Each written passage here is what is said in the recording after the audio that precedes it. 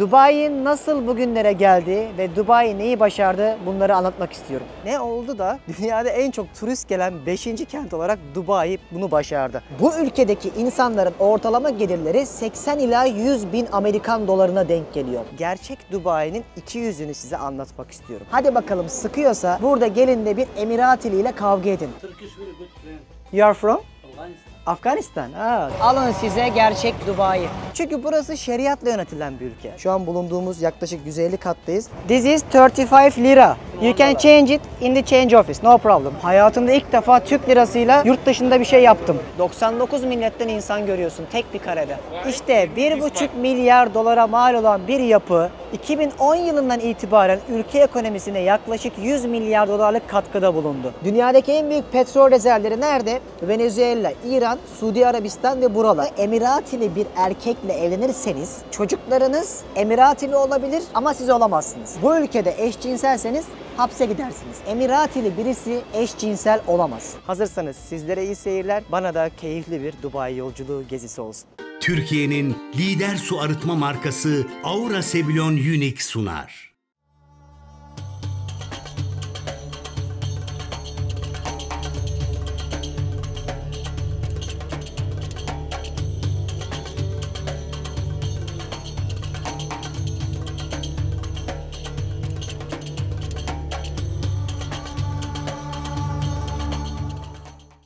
Hanımlar beyler, ben Deniz Pehlivan. Dünya turumun karışık ayağında artık, yani Asya, Avrupa'sı gittim geldim ama bu seferki ayağında sizlere Dubai'den şöyle bir gösterelim, sesleniyorum. Bu sefer Dubai'nin 3. bölümünü yapacağız hazırsanız, çünkü gerçek Dubai'yi ve Birleşik Arap Emirlikleri'ni bu vlogda anlatmak istiyorum. Buraya Fethiye'den önce Antalya'ya gittim. Antalya'dan direkt uçak vardı. Dubai'ye geldim. Dubai vizesi kolay alındığı için çok rahat bir şekilde ulaşımımı hemen sağladım. Vizeyi hallettim. Çat buraya geldikten sonra asıl amacım olan Maldivlere geçeceğim. Sizlere bundan önceki 2 bölümde Dubai'ye nasıl geldiğimi ve güzel bulduğum bazı Palmiye Adası'nın etrafındaki mekanları göstermiştim. Ama bugün gerçek Dubai'nin iki yüzünü size anlatmak istiyorum. Şu anda Downtown bölgesindeyiz ve buradan itibaren gezime başlatıp Dubai'nin bu zamana kadarki bütün tarihi sürecini ve bazı şeyleri nasıl başardığını sizlere aktarmak istiyorum. Hem bugün birlikte Dubai'yi gezeceğiz hem de size Birleşik Arap Emirlikleri ile beraber harmanlayıp kapsamlı bir gezi vlogu yapacağım. Sizler bu videoyu çok kısa sürede izleyeceksiniz ama Dubai ile ilgili birçok fikre sahip olacaksınız videoyu sonuna kadar izledikten sonra. Ve yine söylüyorum, bütün bu bildiklerimi, gezilecek noktaları, detaylıca otel önerilerime kadar açıklamaya bırakacağım. Çünkü burası devasa bir metropol. Avrupa'daki birçok kentten de büyük bir yerdeyiz. Gözünüzde çölün ortasında küçük bir yer canlanmasın. Hazırsanız sizlere iyi seyirler, bana da keyifli bir Dubai yolculuğu gezisi olsun. Evet, ilk bölümde size ne demiştim? Burj Khalifa'nın etrafında gezerken bugün gitmeyeceğim. Sonraki bölümlerde size ülkeyi de anlatarak ve bu binalara ve downtown bölgesine bağlayarak Dubai'yi anlatmak istiyorum diyorum. Burası çünkü bir petrol ülkesiyken son 60 yılda ne oldu da dünyanın en büyük ekonomilerinden bir tanesini burada kurdular. Ve aynı zamanda ne oldu da dünyada en çok turist gelen 5. kent olarak Dubai bunu başardı. Birazcık bunu bağlayacağız çünkü bu bulunduğumuz yer işte Dubai yapan yer. Dünyanın en yüksek binaları diyerek 2000'li yıllarda başlayan bu mega yapılarla beraber ülke çok iyi bir PR yaptı, reklam yaptı.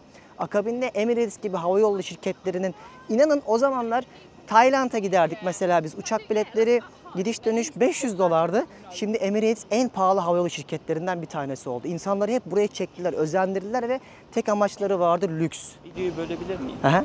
Az önce arkadan insanlar geçtiler, sabah sporlarını yapmaya Evet. geçenler ve ülkede şöyle bir gerçek var. Hani burada çok kapalı yönetilen bir topluluk var gibi hissediliyor ama gördüğünüz üzere spor yapmaya çıkan hanımefendiler üstlerine rahatlıkla giymişler ve yolun ortası biliyorlar. Öyle bir yer değil. Neden bunu söylüyor Sezer? Çünkü burası şeriatla yönetilen bir ülke. Evet. Daha bundan 8 sene önce ilk buralara geldiğimde birçok otelde anca içki içebiliyordunuz. Yani sadece oralarda vardı. Şimdi barlarda, publarda, beach club'larda nerede ararsanız bırakmışlar artık. Yani nasıl ki Suudi Arabistan'da böyle birçok şey değişiyor, Dubai bunu çok önceden yaşamıştı. Şimdi bunu nereye bağlayacağız en son? Bu kozmopolit yapıyı oluşturmak için 20 yıllarını verdiler ve bugün çok iyi kaymağını yiyorlar. Dünyada en çok turist gelen 5. kent olmak ve çölün ortasında hiçbir şey yokken bunu başarmak takdire şayan. İşte o başarıların en büyük temellerindeki piyara yapılan binada Burj Khalifa. 828 metre yüksekliğinde, yani inanın bana, ya işte o bir bina, ne var orada, böyle bir şey değil bu ya, bu bir mühendislik harikası. Mega Yapılar ya da TRT'nin bir belgeselinde bunu anlatıyorlar. Orada izlerseniz görürsünüz. Şu binanın arkadaşlar rüzgar çarpmasın, şiddetli çöl rüzgarları diye şekli bir çöl bitkisine benzetiliyor. Etrafında kavisler yaratmışlar. Böylece rüzgar çarptığı an yanından böyle hafifçe geçebiliyor. Aynı zamanda düşünsenize, en aşağıdan en yukarıya suyu nasıl gönderirsiniz 828 metre yüksekliğine? Nasıl bir pompa olması lazım değil mi? İmkansıza yakın yani bu. Ara katlara mesela su tank noktaları kuruyorlar. İnanılmaz bir yangın sistemi var. Aynı anda bir kişi binlerce gün uğraşsa da Burj Khalifa'nın camlarını temizleyemiyor. O kadar büyük bir araziden bahsediyoruz aslında. Ve altında da dünyanın en büyük alışveriş merkezi Dubai Mall var. Bunların hepsi Dubai'nin enleriyle başlayan hikayeydi.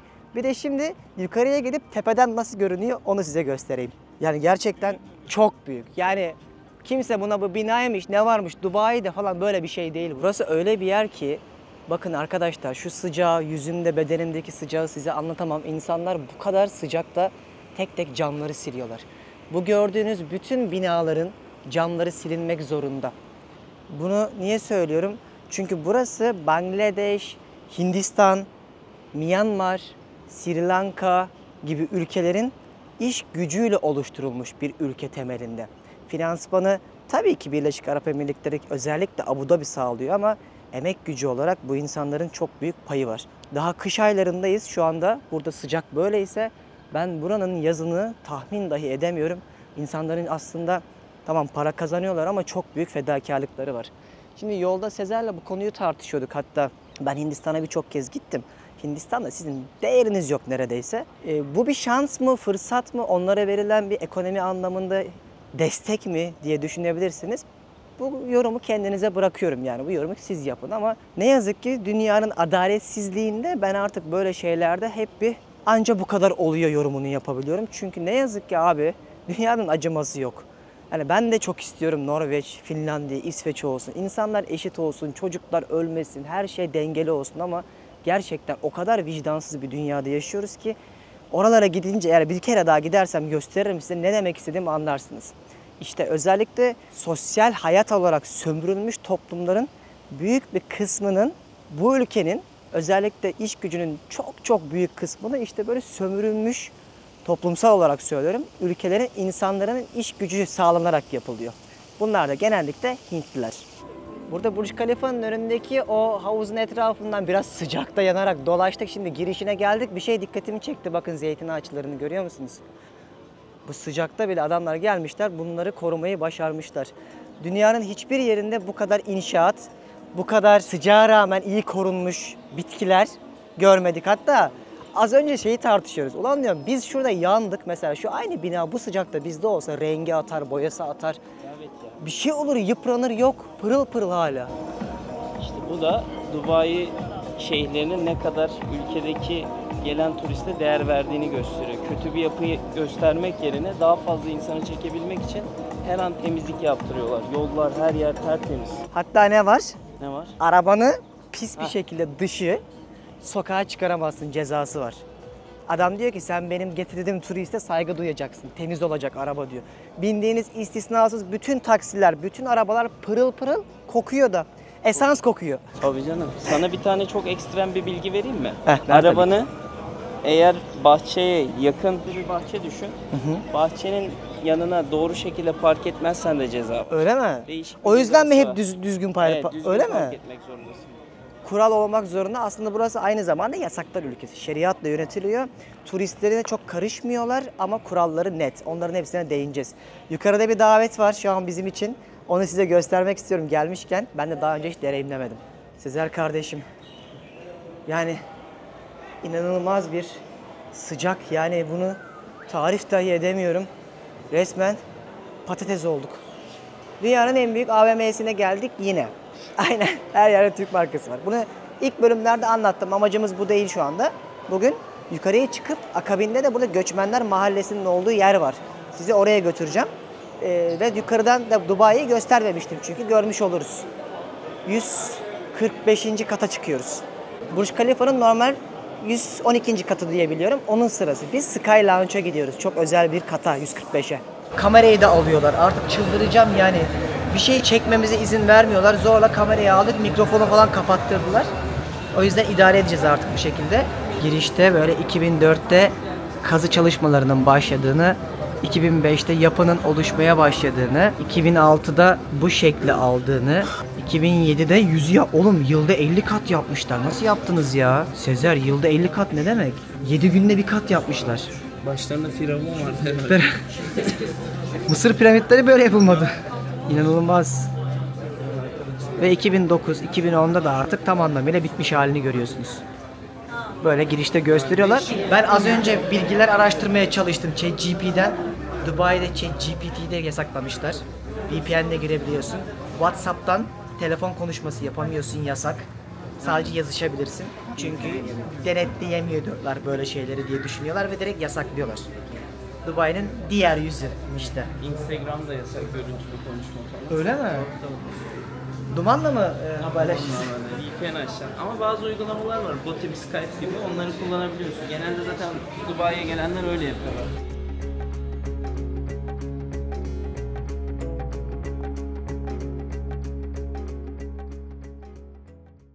Nasıl 125. kata çıktık ya? 10 saniye mi sürdü? Dünyanın en hızlı asansörlerinden biriydi bu. Ben böyle bir hızla resmen vücudumda G kuvvetini hissediyorsun çıkarken. Kulaklar falan felaket. O kadar hızlı ki dünyadaki muadili olan binaları yükseklik olarak söylüyorum. Geçtikçe örneklerin duvarda görüyorsunuz. Şu anda 125'teyiz. 140 küsürlere çıkacağız. Yeniden bir sıraya girdik. Başka bir asansöre bineceğiz. Oha 4 kat çıktı. You won already? Yeah, he won already. No, what? Aha devam mı?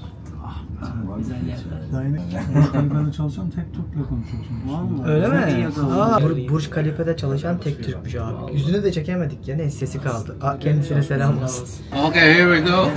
148. Hadi bakalım. Top of the world. Oğlum benim şeyim bozuldu. Vücut dengem bozuldu. Değil mi? Çok hızlı böyle Çok bir güzel. anda böyle basınç var. Gel. Çok güzel görüntüler var. Gel. Burada kahve içip bir şeyler yiyebildiğin alan. Hı hı. İstersen sipariş de veriyorsun masana geliyorlar. Burada yeme içme var mı yoksa sadece kahve çay? Kahve, çay, kahve. Şey bir bazlama tostu falan Fethiye Efe Fırın. Yok. Hadi gel. Yani söyleyecek bir şey bulamıyorum. Gerçekten muhteşem. Bunlara sadece bir yapı, sadece bina diyemezsiniz arkadaşlar. Bunlar mühendislik harikaları ve aynı zamanda bunun gücüne sahip olup yapamayan birçok ülke ve kent de var pek tabii ki. Onlar da yapabilirdi ama arkadaki beyin başka. Bunu da daha çok İngilizler ve Amerikalılar yönetiyor. Hatta şimdi bu biletleri falan detaylarını ben size konakladığımız yerlere kadar açıklamaya da bırakacağım. Oradan bakarsanız bu daha da yükseğiydi. Şuraya bak. 148'deyiz. Birazdan 154'e de çıkacağız. Çıkabiliyor muyuz orada? Oradan hatta böyle camlar var. Üstü açık. Balkon gibi. Balkon gibi. Aradan belki kamerayı sokarsak güzel olur. Sokamazsak da orası daha güzel. Öyle mi? Daha güzel. Şöyle bir şeyi görecek yere doğru gidelim. Gel havuzu diğer taraftan. Şu anda o kadar sıcak bir hava yüzümüze çarpıyor ki biraz önce daha aşağıda size yaptığım bir yorum vardı. Bu binalar nasıl bu sıcağa maruz kalmalarına rağmen yıpranmıyorlar. Binanın tasarımını öyle yapmışlar ki güneş ışınlarını yani geri tepmek için bir renk kullanmışlar. Aynı zamanda binanın içerisinde ısı yalıtımı olsun diye bu renk tonlarını kullanmışlar. Bununla birlikte de hava durumuna göre bina 1,5 metreye kadar büyüyüp küçülebiliyor. Sırf bunun temellerinde de yatan şey sıcaklığı karşı binayı korumaya çalıştıkları için. Şu an bulunduğumuz yaklaşık 150 kattayız. Yani bunun muadilini şu an Suudi Arabistan'da yapmaya çalışıyorlar. Ve Dubai dedi ki Birleşik Arap Emirlikleri, kardeşim hayırdır dedi. En yüksek bina bize ait dedi. Eğer sen bunu yaparsan ben daha da yükseğini yaparım dediler. O proje durdu diye biliyorum. Resmen birazcık bunun pazarlama yarışı var. Çünkü insanlar görüyorsunuz günler öncesinden sıraya geliyor. Bilet tükeniyor. O yüzden online biletinizi önceden almanız gerekiyor. Ve bunu görmek için dahi gelen mühendisler, fotoğraf çektirmek için gelen turistler ve bizim gibi pek tabii ki dünyayı gezip size anlatan insanlar var. Şimdi diyeceksiniz neden Burj Khalifa? Bu isim nereden geliyor? Birleşik Arap Emirlikleri aslında 7 emirlik ve bu emirliklerin en büyüğü de Abu Dhabi. Aslında ülkenin temelini oluşturan emirlik de Abu Dhabi. Para da Abu Dhabi'de. Dubai bir marka yüzü. Ve bu Dubai lideri Şeyh Halife bin Zayed El Nahyan'ı onurlandırmak için Burj Khalifa yani halifenin kulesi anlamında bir yapının ismini koyuyorlar. Şu anda daha yukarıya çıktığımız için birazcık daha fazla para veriyorsunuz. Biraz daha konforlu pek tabii ki. Şöyle bir hurmayla Özel kurabiyeleri var. buraya özel mi bu? Yani Arap kültürüne özel. At bakayım ağzına. Marmelatla. Buranın kurabiyesini yiyeceksin abi. Yok yani böyle bir şey. Tadı çok tatlı. Ve portakal suyu. Bunsuz bu kadar yükseğe çıkamıyorum. Dolaşmaya devam ederiz birazdan. İşte 1,5 milyar dolara mal olan bir yapı 2010 yılından itibaren ülke ekonomisine yaklaşık 100 milyar dolarlık katkıda bulundu. Ve bununla birlikte dünyanın en yüksek restoranı, en yüksek havuzu, en hızlı asansörü, en yüksek gözetleme noktası gibi onlarca ünvanı da bu ülkeye getirdi. Bu adamların yaptığı en doğru şey bu enleri yaparken bunu Kuveyt'te, Bahreyn'de ya da Suudi Arabistan'da da görebilirdiniz. Bunu çok iyi pazarlamaları oldu. İngilizler ve Amerikalılar sayesinde. İşte Dubai'nin öbür yüzü aslında buydu ve insanlar burada daha düne kadar 1960'lara kadar balıkçılık ve inci ticaretiyle, su altındaki o incilerle geçiniyorlardı. Öyle ki 1971 yılına kadar bir İngiltere sömürgesi olan bu ülke 7 tane emirliğin artık yeter demesiyle bağımsızlığını kazandı. Günümüzde monarşiyle yönetilse de aslında temeli pek tabii ki takdir edersiniz şeriat. Ve şeriat kurallarına göre bu ülkede yaşamak kolay ve aynı zamanda zor. Kolay olan yanı şu, devlet halkına sahip çıkıyor. Bunlara da buradaki yaşayan Birleşik Arap Emirlikleri insanlara da Emirati deniyor. Emiratiler o kadar burada söz sahibiler ki ülkenin aslında paydaşları, hak sahipleri gibi düşünebilirsiniz. Turistseniz sizi Dubai'de çok iyi korurlar, saygı duyarlar, güven duyulur vesaire. Kazıklanmazsınız, her şey şeffaftır. Ama olur da bir gün bir Emirati ile bir sıkıntı yaşarsanız ya ülkeden deport edilirsiniz ya da tutuklanırsınız. Çünkü Birleşik Arap Emirlikleri her zaman kendi halkı olan Emiratileri korur ve savunur. İşte bunun temellerine bakarak sizlere bugün Dubai nasıl bugünlere geldi ve Dubai neyi başardı bunları anlatmak istiyorum.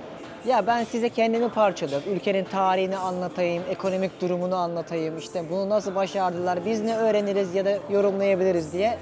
Bu da gitmiş ayakkabı alıyor. Ya sen ne yapıyorsun? Abi indirime girmiş. 550'den 419'a düşmüş. 550'den 419'a. Yani 4100, Türkiye'de 5000 lira bu. 900 lira kâr. 900 liraya ne yeriz? 2 tane döner yeriz. 2 tane anca. Şimdi ben önceki bölümlerde de size bir şey diyordum ya, burada çok güzel restoranlara gidiyoruz falan gösteriyorum. Biz ancak döner yedik, çekmedim yani artık. Ya bir döner yiyorsun 10-15 dolar herhangi bir restoranda, sıradan bir yerde. Bir güzel restorana oturursan da minimum 50-100 dolar para ödüyorsun. Şimdi burada Burj Khalifa'yı gördük. Artık buradan çıkacağız ve buranın etrafından dolaşarak size Dubai'nin diğer yüzünü göstermeye başlayıp yerinde anlatacağım. Hadi bakalım.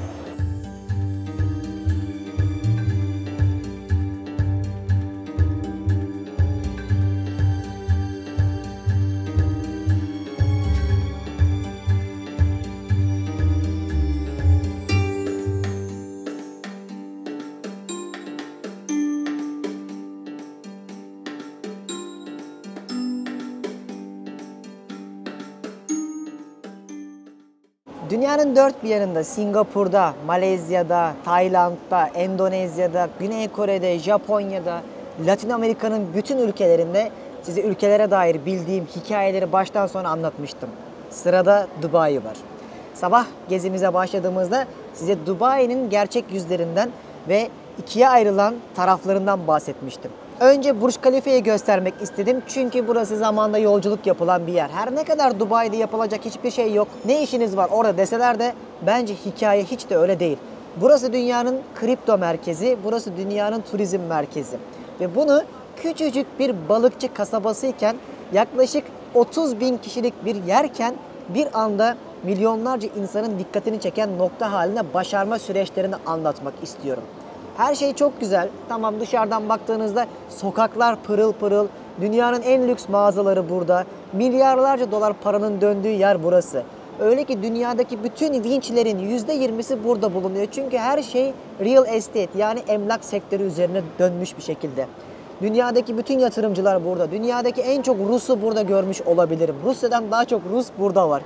Bütün Amerika, İngiltere, Avrupa ülkeleri, Araplar, Çinliler, aklınıza gelebilecek bütün toplumlar burada. Ama neden? Değil mi? Yani niye Dubai? Neden Katar değil? Neden Bahreyn değil? Neden Kuveyt değil? Neden Suudi Arabistan değil? Hatta neden Paris, Barcelona, Roma değil de burası? Günümüzde bu ülkedeki insanların ortalama gelirleri 80 ila 100 bin Amerikan dolarına denk geliyor. Herhangi bir Birleşik Arap Emirlik vatandaşının aslında daha geçmiş yıllara kadar çalışmasına bile gerek yoktu. Çünkü devlet onlara hem konaklama hem geçinmek için para hem de sosyal imkanlar sağlıyordu. Son birkaç yıldır buraya gelen göçmenlerle beraber onlar da birazcık ticari atılımlara başlamışlar. Tabiri caizse 3-5 saat de olsa çalışmaya başlamışlar. Bunu tanıştığım birçok kişiden bu şekilde duydum. Çalışmıyorlardı çünkü çok zenginlerdi. Dünyadaki en büyük petrol rezervleri buradaydı. Son 60 yıl içerisinde insanlar neyi fark etmiş burada biliyor musunuz? Bakın, burada çok hassas bir şey var. Buradaki aptal değil, adamlar akıllı. Yani batıyla doğuyu çok iyi analiz etmişler ve ticaret merkezine dönüştürmek için bir şeyin farkına varmışlar. Petrol bir gün bitecek. Dünyadaki en büyük petrol rezervleri nerede? Venezuela, İran, Suudi Arabistan ve buralar. Mesela Katar'da doğalgaz var. Şöyle ki, eğer Dubai bugün turizme yatırım yapmasaydı 100 yıl içerisinde zaten petrol kaynakları bitecek ve sıfırı tüketecekti. Hatta düşünün, İran, Irak gibi ülkelerde en büyük rezervlere sahip. Burası sonuçta Basra Körfezi'ndeyiz ve komşuları bütün bu ülkelerin hepsinin teknik olarak petrol rezervleri de pek tabii ki var. Ama bu adamlar bunun farkına vardıkları için diyorlar ki biz gelecekte öyle bir yer kuralım ki petrole ihtiyacımız kalmasın. Şimdi çok güzel internette bazı yalanlar duyarsınız. İşte Dubai ve Birleşik Arap Emirlikleri parayı petrolden kazanmıyor. Hayır, bu bir yalan. Dubai'nin gelirleri içerisindeki petrolün oranı %5. Geri kalanı turizm, emlak ve ticaret. Ama Birleşik Arap Emirlikleri'nin öyle değil. Buranın aslında kralı Abu Dhabi. Abu Dhabi'nin, yani bu Birleşik Arap Emirlikleri'ni yöneten yer ve bu ülkenin başındaki adam Abu Dhabi'li. Buranın başbakanı, Dubai'nin başındaki şeyh de ülkenin başbakanı oluyor teknik olarak. Ve aralarında şöyle bir şey var. Bütün emirlikler aslında birbirine bağlı ve Abu Dhabi'nin yönetimi altında olduğu için paraları bittiğinde Abu Dhabi'den istiyorlar teknik olarak. Hatta geçmiş yıllarda bir kriz olmuştu burada. Birçok projeyi bitiremediler ve Abu Dhabi'den para istediler. Yani arka bahçede bütün para yine petrolden ve Abu Dhabi'den dönüyor. Zaten haritaya bakarsanız Birleşik Arap Emirlikleri'ni oluşturan bu 7 emirliğin yaklaşık %75-80'inin arazi olarak Abu Dhabi'ye ait olduğunu göreceksiniz. Aslında Abu Dhabi görünen yüzü değil. Pazarlanan yüz Dubai ama asıl ülkenin sahibi Abu Dhabi. Ve Türkiye'nin 9'da biri kadar bir alanda olan bir ülke neredeyse her yerinden petrol fışkırıyor. Ve düşünün, Dubai'nin 3,9 milyon nüfusu var ve yılda 20 milyon turist ağırlıyor. Ülkenin gayri safi milli hasılası ne kadar biliyor musunuz? 600 milyar dolar. Türkiye'nin yaklaşık olarak 1 trilyon dolar ama bizde 80 milyon insan yaşıyor. Bununla beraber aslında şöyle de düşünebilirsiniz. Dubai'de 4 milyon insan var, evet, ama Dubai'de 10 milyondan fazla insan yaşıyor. Çünkü burası göçmenler diyarı. Dedim ya size videonun başında, Hindistan, Pakistan, Bangladeş, Filipinler, bu ülkelerin hepsinin emekleriyle kurulmuş bir coğrafya burası. Ben bunların hepsine gittim. O ülkelerde insanlar çok zor şartlarda yaşıyorlar.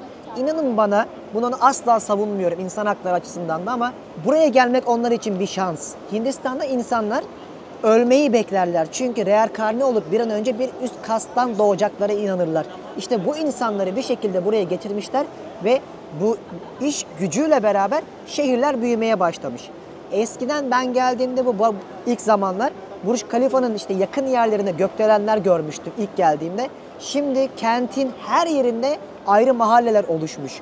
Bir yerden bir yere gitmek 45 dakika 1 saat sürüyor. Ve tek metro ağı var. Trafik bir zulüm çünkü nüfus her geçen gün artıyor. Şehrin herhangi bir yerinde nereye giderseniz gidin inşaat görmeme ihtimaliniz dahi yok. Her geçen gün büyümekte zorunda. Neden? Nereye bağlayacağım? İşte bu emlak sektörüne. Dünyanın dört bir yanından yatırımcıları, kriptocuları, çok zenginleri buraya bir şekilde çekip projeleri satıp insanlar mesela projeden alıyor ya evi diyelim 1 milyon dolara hemen para katlanmaya başlıyor. Çünkü sonuçta bir yerde talep oldukça fiyatlar artmaya başlar. Bunu yaratmaya çalışıyorlar ve Dubai her geçen gün böyle kalabalık bir nüfusu kendine çekerek bugün bu coğrafyanın en zengin turistik noktalarından bir tanesi olmayı başardı. Şimdi videonun başında size ne demiştim? Bunun arka planında İngilizler ve Amerikalılar var. Araplar bunu yapmadı. Araplar bunu çok iyi yönettiler. Parayı iyi yönettiler, bankacılık sistemini iyi yönettiler ve buradaki insanların neredeyse bütün hani Birleşik Arap Emirlikleri vatandaşları yani Emiratilerin hepsi harika İngilizce konuşur. Çünkü buradaki insanların çocukları %90'ından fazlası İngiltere'ye, Londra'ya dil eğitimine giderler. Üniversite okurlar vesaire ya da gidemiyorlarsa burada okul açılır, onlar İngilizce öğrenip dünyaya açılırlar. Bu sistemi, bu bağı çok iyi kurup parayı yönetip doğru insanları bu ülkeye çekip ülkeyi büyütüyorlar. Bütün aslında hatta emirlerinin işte ülkenin başındaki şeyhlerinin vizyonunu da çok takdir ediyorlar. Çünkü diyorlar ki onun yönlendirmesi ve liderliği sayesinde bizler de bugün zengin olduk. Ve bu ülke nüfusunun %10'u sadece bu ülkenin vatandaşları. Teknik olarak ülkenin %40'ını Pakistanlılar ve Hintliler oluşturuyor. Ayrıca Filipinliler de özellikle çocuk bakım ve hizmetler konusunda görev alıyorlar. Çünkü Filipin'de resmi dil İngilizce. O yüzden çocuklarının İngilizce eğitim alması için Filipinli göçmenleri buraya getirmişler.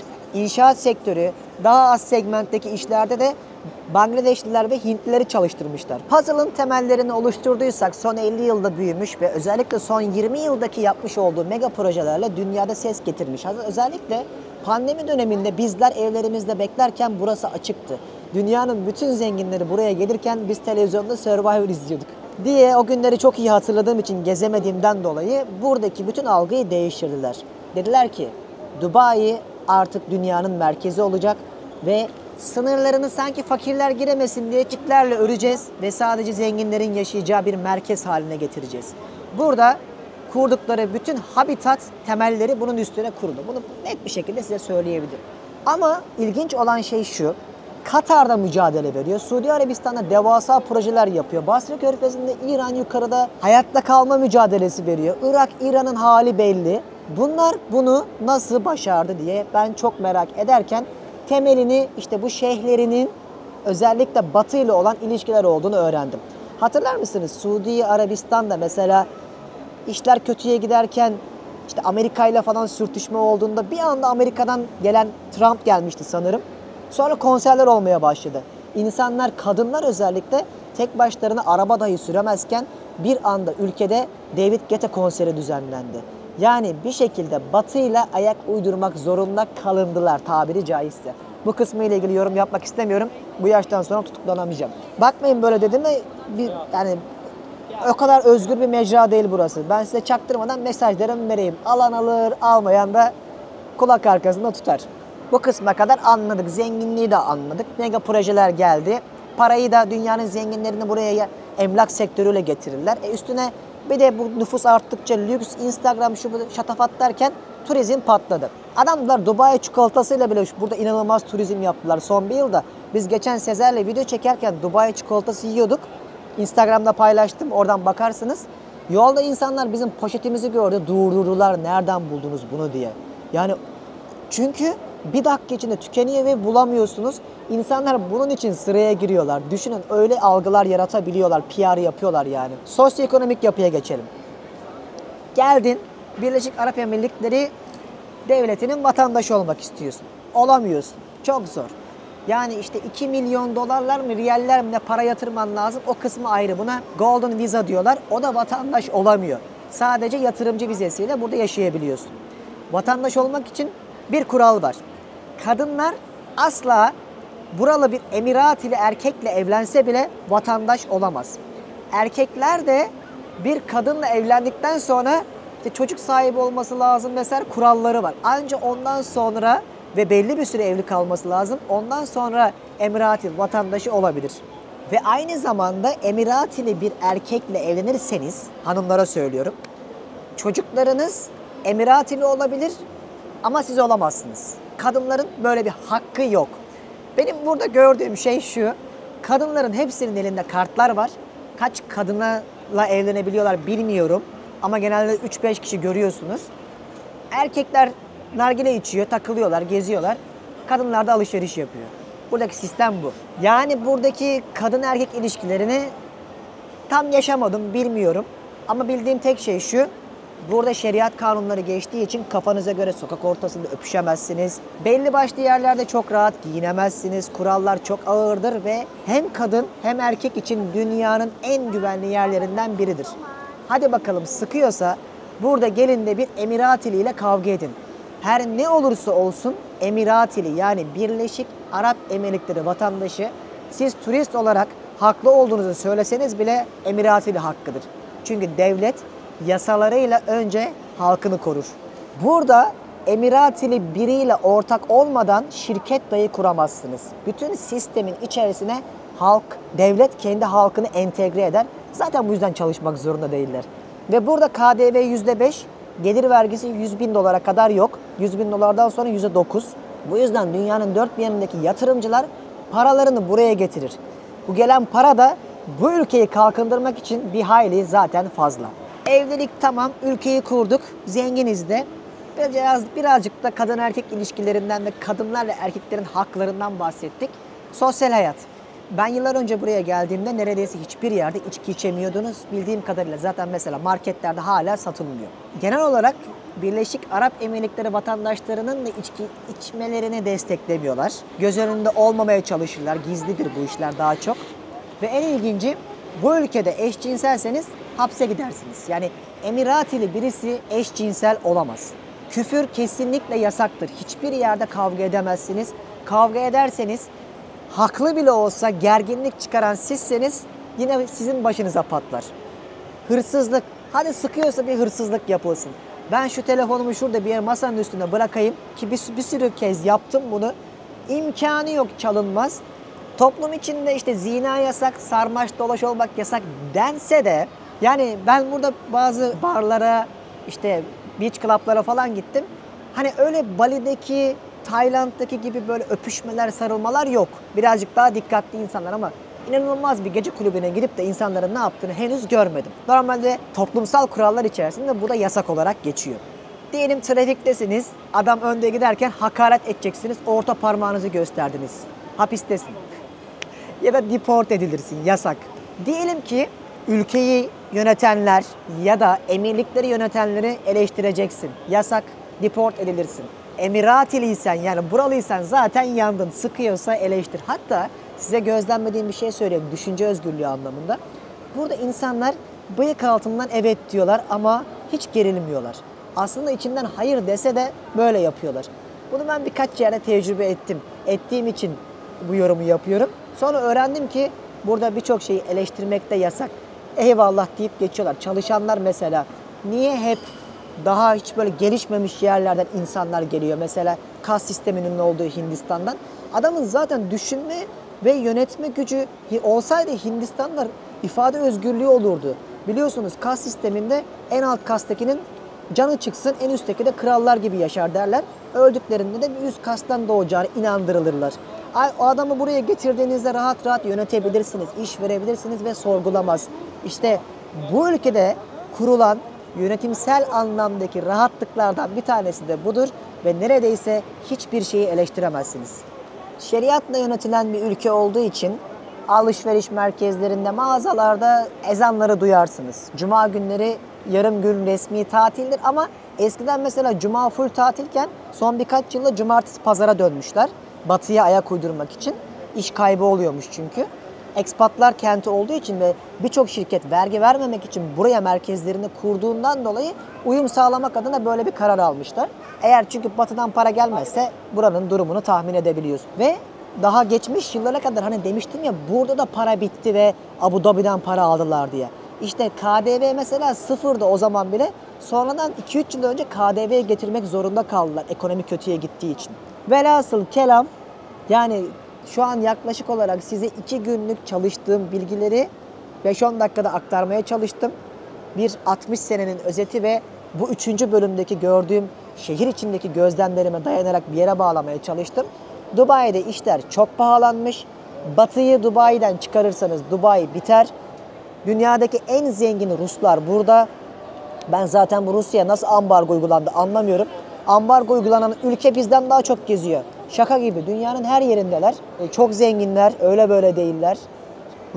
Ruslar ve Çinliler dünyada şu an parayı domine eden ülkeler gibi olsa da Batı yine hala her yerde. Özellikle İngilizler her zaman finansal ve yönetim anlamında dünyanın bir yerinde olurlar.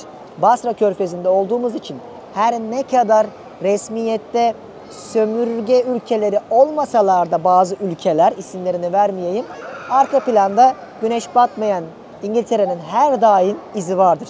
Size bunu İngiltere'de de anlattım, Birleşik Krallık gezilerimde de anlattım, Avrupa gezilerimde de anlattım. O yüzden artık bazı şeyler hani aynen buradaki gibi gülerek çaktırmadan masa altından işliyor. Çok güzel anlattım yine ya. Vallahi var ya, bazen kendimle gurur duyuyorum ha. Zamanında dünyanın en büyük danışmanlık şirketlerinde çalışırken bize bu süreçleri çok iyi öğretmişler. Analitik düşünmeyi. O yüzden umarım sizin de işinize yarıyordur. Vallahi bir kahveyi hak ettim. Burayı da bağladıysak şimdi sizi Dubai'deki o lüks yerden alacağım. Dubai'nin arka mahallelerine, diğer yüzüne götüreceğim. Bugüne kadar size hep zenginliği, emirliği anlattım. Bir de göçmenliği anlatacağım. Hadi bakalım, şimdi de yolculuğumuz gerçekten Dubai'de çalışmak zorunda kalan insanların yaşadığı bölgeye olsun. Şimdi burada bir bölge var. Deiriye mi tam nasıl söyleniyor bilmiyorum. Buradaki havalimanının aşağı tarafında kalıyor. Daha çok böyle göçmenlerin yaşadığı bölgelerden bir tanesi. Oraya gideceğim. Ama size bir şey göstermek istiyorum. Bunu nasıl sağlıyorlar bilmiyorum ama her yer pırıl pırıl ve hani çöpü geçtim. Çölün ortasındayız. Hani toz olur, pislik olur değil mi? Böyle havalar bir grileşir ya buralarda. O böyle çökse dahi temizliyorlar. Yerler pırıl pırıl. Yani tabiri caizse bal dök yala. Nasıl gideceğim bilmiyorum. Burada yoğun saatlerde ne taksi bulabiliyorsun ne uygulamadan geliyor. Gerçekten zulüm. 10 milyon kişi yaşıyor dedim ya. Bir yerden bir yere gidene kadar canınız çıkıyor. Dubai'ye gelirseniz buna sabretmeyi öğrenin. Trafiksiz hiçbir yer yok. Bak yine Karim'de bulamadım. Uber'in var ya, her yerde olduğu gibi. Seviyorum bu adamları ya. Buldum, beni birazdan götürecek. Bir yerden bir yere gitmek 45 dakika sürüyor ve buna 60-70 riyal vereceğim. O da nereden baksanız 15-20 dolara falan geliyor. Artık bıraktım ya, çok düşünmüyorum. Oha, gelen arabaya bak.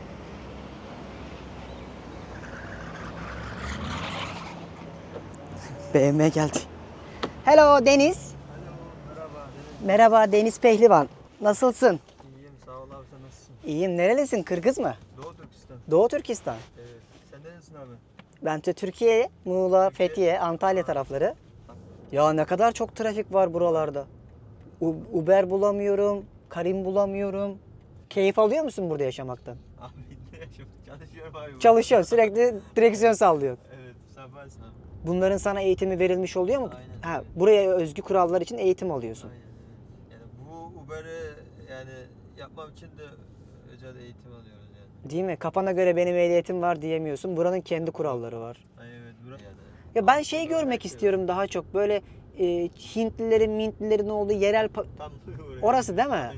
Tamam, ben göçmenleri görmek istiyorum. Yani burada zenginleri görmekten sıkıldım. Bir de diğer yüzünü göreyim Dubai'nin.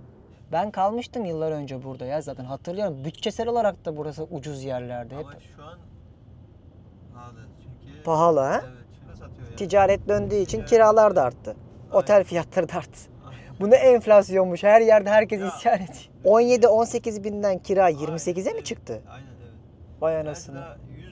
%50 %50 enflasyon demek. Evet. Binalar alışında bile.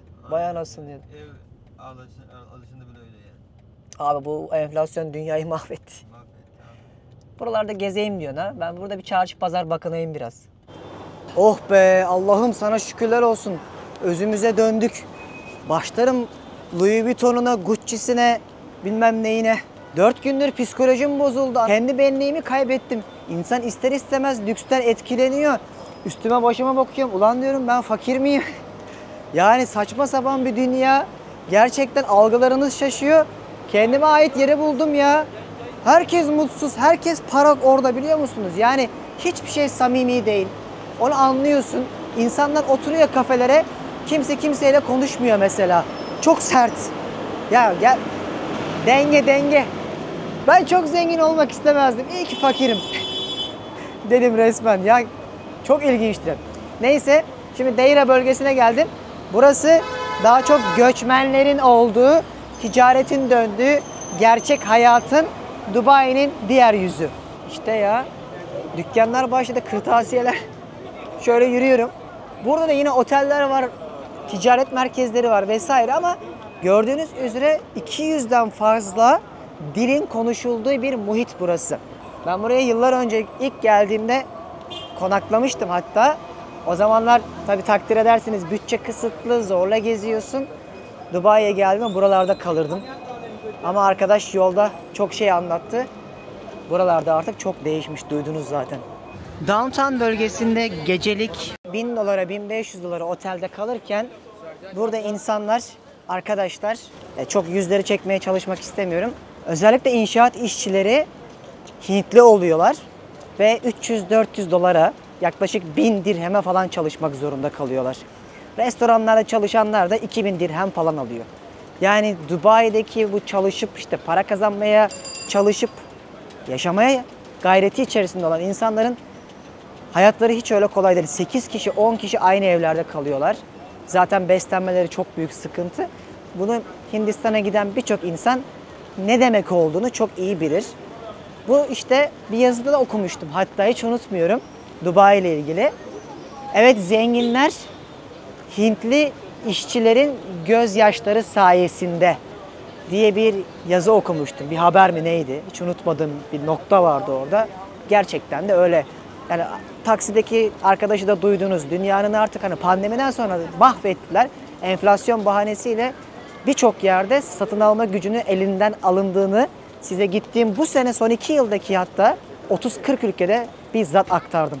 Mesela bak burada insanlar yeri geliyor hamallık yaparak böyle dükkanlara 3 kuruş para kazanmak için uğraşabiliyorlar. Dubai'nin arka mahallelerindeki ticaret noktalarında. O lüks, ihtişam, şatafat yerini bizim Eminönü civarındaki gündelik hayata bıraktı. Bak mesela bunun ne olduğunu biliyorsunuz. Fuhuş. Dubai'de öyle bir fuhuş var ki ben bilmem, duyduklarımı söylüyorum. Yani bunu nasıl anlatırım hiç de kolay değil. Tayland'da falan kolaydı da burada biraz zorlanıyorum. Gece kulüplerinde, beach club'larda, özel gece kulüplerinde özellikle her şey dönüyor. Eskiden nasıl ki birçok şey masa altından işliyorsa fuhuş da keza Dubai'de artık her yerde görebileceğiniz bir detay. Masaj salonu altında az önce gösterdiğim kartlar sadece bir örnekti. Özellikle Slav ülkelerinden gelen nereler olduğunu çok iyi biliyorsunuz. Irklar burada inanılmaz paralara fuhuş yapıyorlar. Çünkü burada çok zengin, milyoner, milyarder abiler var.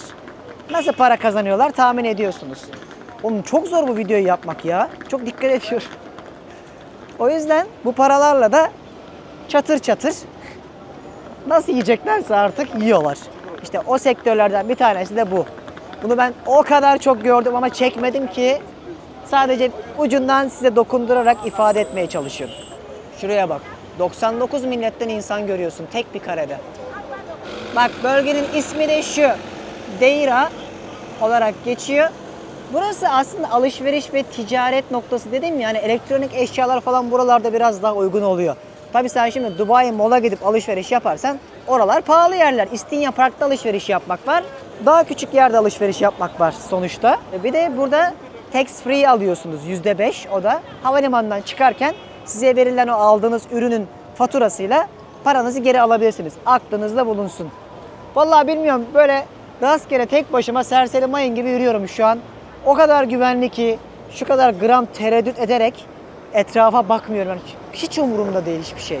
Mesela Afrika'da olsaydım bu çantayı önümde görürdünüz. Bakın mesela sabahtan beri ya da son 3 bölümdür herhangi bir otobüs görmüş müydünüz? Hep lüks, hep BMW'ler, hep Range Rover'lar vardı. Yerini artık toplu taşımaya bıraktı. Böyle alışveriş yapabileceğiniz küçük, Eminönü'nü andıran butik yerler de var. Bir anda nasıl değişti fark ettiniz mi? Arada milyar dolar değişti ya resmen. Ben Burj Khalifa'da yaşamayın, zengin olmayın, başarılı olmayın demiyorum. Sadece sosyal medyada gördüklerinizle gerçek hayatın arkasında çok başka hikayeler var. Siz mesela beni böyle görüyorsunuz değil mi? Benim de içimde ne fırtınalar kopuyor, ne pişmanlıklar, ne üzüntüler, ne ağladığım geceler, yalnız kaldığım günler oluyor. Hep gülüyor gibi görünüyorum değil mi?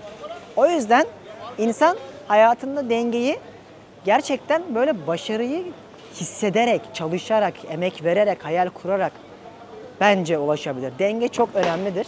Bir şeylere özenmek istiyorsanız önce hayalini kurmanız lazım. Akabinde kendinizi bu kurduğunuz hayal için teşvik edip peşinden gitmeniz lazım. Bu eğitim olabilir, ticaret olabilir, hiç fark etmez. Ama bir anda kimsenin kucağına Ferrari'ler, Lamborghini'ler anadan babadan kalmıyorsa ya da iç güveysi değilse pek de mümkün değil. O yüzden dünyada en güzel mutluluk hak edilmiş kazançla yapılan başarıdır bence. Benim bu dünyayı gezdikçe öğrendiğim ne zengin ne fakir yerler gösterdim size. En kıymetli şey bu. Vallahi şuradaki çarşılarda dolaştım. Biraz gezdim, terledim. Yani çok sık sık binalar, hava alacak yer yok. Bu teknelerle Dubai Soğuk dedikleri çok ünlü karşı tarafta eski Dubai'yi görebileceğiniz çarşılar, pazarlar var. I want to cross the river. How much is it? Cross it. How much? 1 dirham. Do you accept credit card? I don't have cash. I don't have money, just card. Ya bir dirhemim yok. Çünkü ben kart kullanıyorum hep. Yani 5 liraya 10 liraya karşıya geçmem lazım. Geçemiyorum şu anda. This is 35 lira. $1. Turkish lira. You can change it in the change office. No problem. Thank you. Allah'ım hayatımda ilk defa Türk lirasıyla yurt dışında bir şey yaptım. İnanamıyorum. Şaka gibi. Geç. Gördünüz mü ne yaptım? Var ya ülkemizi yurt dışında böyle temsil edeceğim. Türk lirasını bütün ülkeler kabul edecek. 35 lira verdi ona. Al dedim $1 kabul etti o da. Bazen çaresiz kaldığımda kafam çalışıyor. Dün bir önceki bölümde günlük $300 ne yaparım, $500 ne yaparım videosu yapıyordum size. Şimdi karşıya geçmek için 10 liram çıkışmadı. Düştüğümüz hale bak. Ben bunu daha çok seviyorum ama. Bu benim karakterime daha uygun ve bundan daha hayat anlamında keyif alıyorum. En azından yapmacık değil. Alın size gerçek Dubai. Gördünüz mü ne demek istediğimi? İşte şuraya bakar mısınız? Bu insanların hepsi yaşam mücadelesi veriyor. Oradakiler de milyar dolarlarına milyar dolar katıyor. Gerçek dünya böyle bir yer işte. Karşıya doğru geçiyoruz. Herkes yorgun, mutsuz, üzgün. İnsanların yüzünde günün yorgunluğunu görebiliyorum.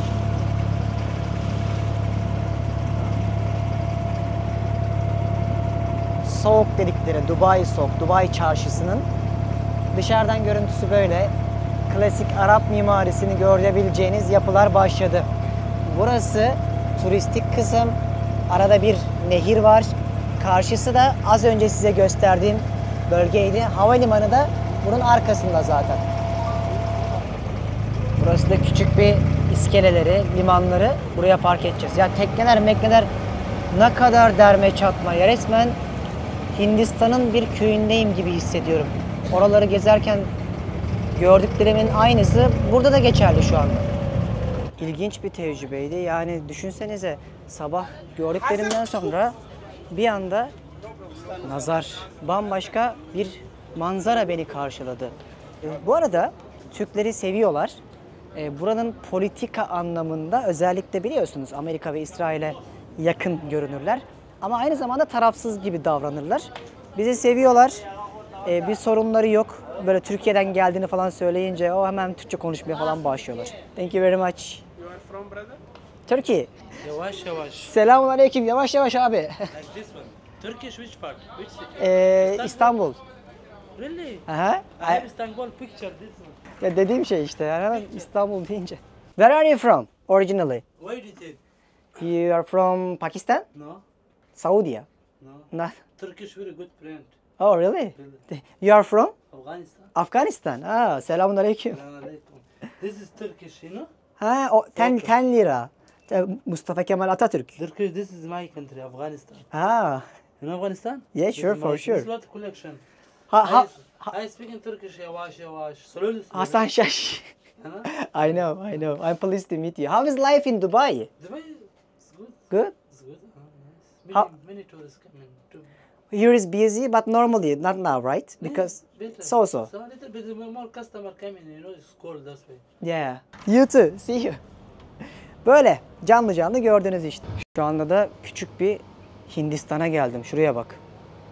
Her yerde tütsü kokuyor. Bakın hatırlar mısınız? Hindistan'da böyle ölü yakma merasimlerinde kullanılan çiçeklere çok benziyor şunlar. Ben size bunları anlatmıştım Hindistan'ı gezerken. Bunları çok şey yaparlar. Adak adarken. Şunları bak mesela kapılarının önüne koyarlar. Hello. Burası da bir çiçekçiler bölgesi oldu. Aa tabii tapınakları var bak. Belliydi abi zaten. Şurada bedavaya yemek veriyorlar. Burası da onların bir tapınaklarına benziyor anladığım kadarıyla. Burada insanlar dinlerini yaşayabiliyorlar arkadaşlar. Yani anlayacağınız ülke şeriatla yönetilse de insanlar özgürce dinlerini yaşayabiliyorlar. Hindusu var, Hristiyanı var. Müslümanları zaten rahatça yaşayabiliyor. Oran olarak nüfusa baktığınızda ülkenin yarısı, şehrin yarısı Hindu ve onlar da dini mabetlerine az önce gördüğünüz gibi ibadetlerini yapabiliyorlar. Şimdi Dubai Old City'ye geldim dostlar. Bakın görüyorsunuz kerpiçten yapılma o Arap Yarımadası'ndaki mimarinin replikaları gibi düşünebilirsiniz. Burayı bir pazar şekline getirmişler. İnsanlar turistik bir şekilde gelsinler, burada dolaşsınlar. Özellikle akşamları gündüz kaynar bir şekilde sokakta gezersiniz burada. Dükkanlarını açıyorlar. Böyle hediyelik eşyalar, baharatlar, kokular ne ararsanız satıyorlar. Şöyle bir yürüyüş yapalım bakalım. Burayı beğenmiştim önceden geldiğimde de Dubai'de. Hani renk anlamında o yapaylıktan birazcık daha sıcak bir yere geldiğinizi hissediyorsunuz burada. Instagram'da milyonlarca kez ikonik Starbucks olarak bilinen Dubai'deki şu mekanı görmüşsünüzdür. Ben kahve çok sevmiyorum burada ama gelmişken insanların neye delirdiğini göstermek istiyorum. Pazarlama harikası bir yer diyorum ya, işte o da bu. Sadece şuraya gelip o mistik havayı yaratmak için adamlar gelmişler, Starbucks'ı kurmuşlar ve şu an günümüzde birçok bakın insan sırf burada fotoğraf çektirmek için geliyorlar. Tamamen kerpiçten yapılmış, işte şu yukarısı birazcık böyle o Arap deseniyle aslında bildiğiniz sazlıklara benzeyen bir şeyle bezenmiş bir gölgelik kısmı var ve içerisini göstereyim. Bunu çatır çatır satıyorlar. Şehrin pazarlandığı noktalardan biri de mesela burası. Burayı çok beğendim. Yani o yapmacık mekanlarda sahte gülüşlerdense tabiri caizse burada birazcık daha kültürü de hissederek farklı bir yere geldiğinizi, tatil yerine geldiğini hissediyorsun. En azından biraz daha samimi. Bu pazara böyle akşam gelirseniz güzel güzel alışverişinizi yapıp kahvenizi içip yemeğinizi yiyip dolaşabilirsiniz. Daha önceden de beğenmiştim. Yine şimdi geldiğinde tekrar beğendiğimi söyleyebilirim. Her masada varız. Türk dondurması satılıyor burada da. Şurada da sanırım bir film çekiliyor şu anda. Baksanıza. Bir de bir reklam filmi mi? Biz de ne yapsın Deniz tek başına tek kişilik dev kadro olmaya çalışsın. Millete bak. Arkada da Göksel kardeşim kurgulasın. Al bak. Devlet için yapılan bir ticari reklam filmi çekiyorlar arkada. Hepsi İngiliz, Avustralyalı, Amerikalı.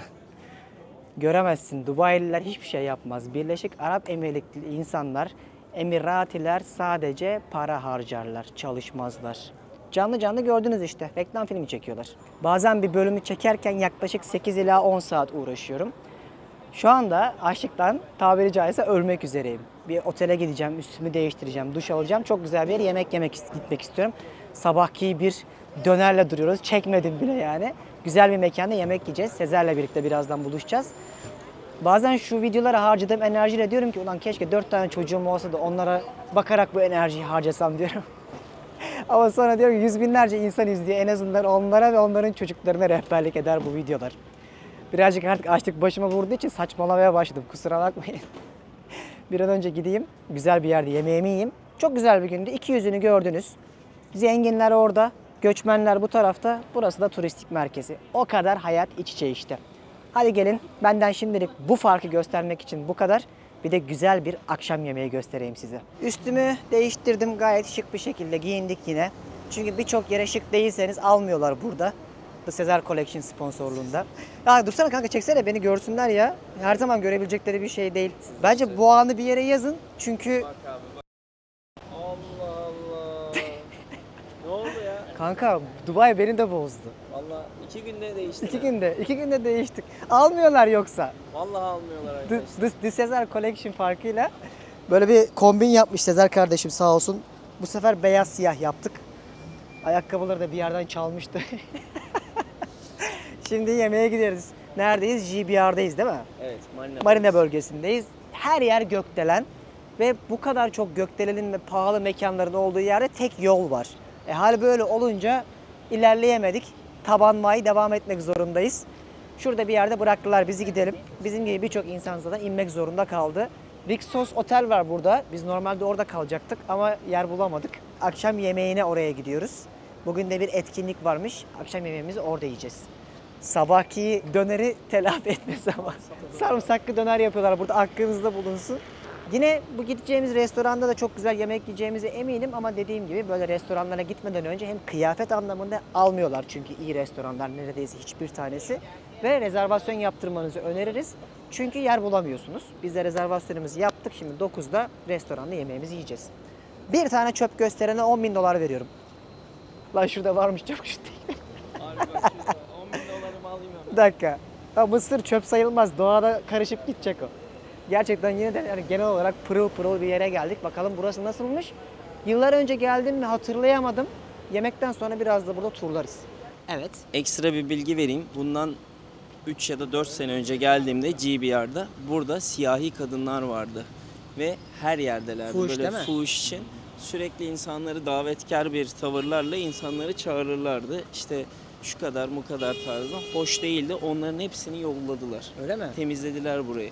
Tabii şimdi gidiyoruz oraya. Belki sürpriz tekrar çıkar ama benim bildiğim yolladılar. Çok Biz- kötü duruyordu ama. Benim akşamüstü size çektiğim yer işte o gittiğim yer vardı ya. Aha, Deira. Deira taraflarında hala kartlar dağıtıyorlar ve hala bazı şeylerin olduğunu tahmin ediyoruz. Evet. Bu da buraların mahalle mahalle değişmez gerçekleri. Rixos'un içerisindeymiş bu gideceğimiz restoran. Sizler öyle dedi. Yemeğimizi burada yiyeceğiz. Çok şıkmış. Güzelmiş giriş ya buranın da. Ne oteller var. Var ya şurada otelleri gez, dünya örnek görürsün ve yani paranın neler yaptığını Evet. net bir şekilde canlı canlı görebiliyorsun. Yani biz daha bir elin 5 parmağını geçmeyen yerler gördük. Biraz zaman ayırsak çığırından çıkacak daha nereler gösterirmişiz size de. Bizde de anca bu kadar network var. Bak biz bundan önceki bölümde de bir Atlantis Royale'e gitmiştik mesela. Orada da size bir şey itiraf edelim. Oğlum dünya kadar şey yemiştik, para tutmamıştı yani. 100 dolar vermiştik. Istakozlar, karidesler falan hatırlıyor musun? 100 Yani dolar Dubai ya, şartlarında bedavaydı. Bedava. Çünkü bana Dubai'de yaşayan çocuklar yazdı, bedavaymış yazdılar. Değil mi? Evet. Onlar da bilmiyormuş yani. Ben çok şaşırmıştım 100 dolara. Aklınızda bulunsun. O bölümleri de izleyin.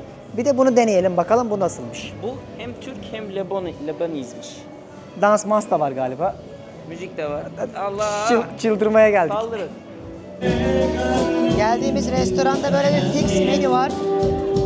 Bütün bizim oralardan ne ararsanız var bakın. Şurada kebaplar var, tatlılar var ve canlı müzik.